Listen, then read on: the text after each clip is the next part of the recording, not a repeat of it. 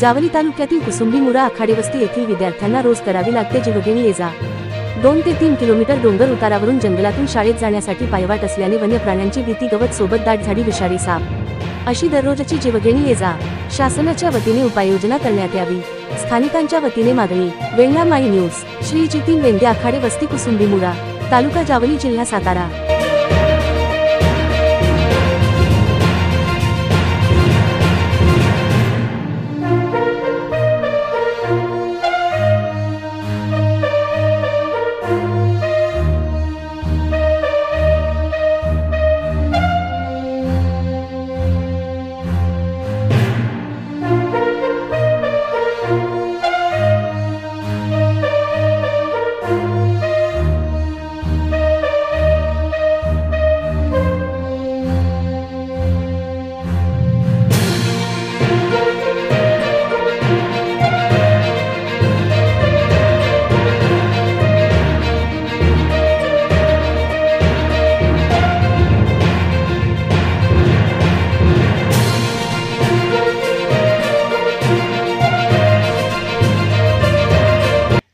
नमस्कार, माझं नाव ज्ञानेश्वर आखाडे, कुसुंबीमुरा आखाडे वस्ती येथील रहिवासी असून आमच्या मुलांना रोज या डोंगरातून खाली एक 2-3 किलोमीटर जिल्हा परिषदेची शाळा आहे कुसुंबीमुरा, तिथं जावं लागतं।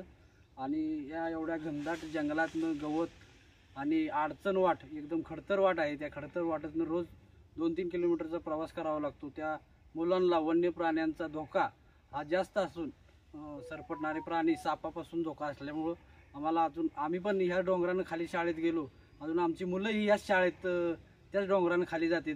हे आमचं दुर्भाग्य आम्ही म्हणतो की अजून आम्हाला प्रशासनानं कुठली उपाययोजना नाही, रस्ता नाही, काय नाही, त्याच्यामुळे आमच्या मुलांचं आतूनात हाल होत आहे। धन्यवाद। जितीन वेंदे, वेंगा माई न्यूज, सातारा।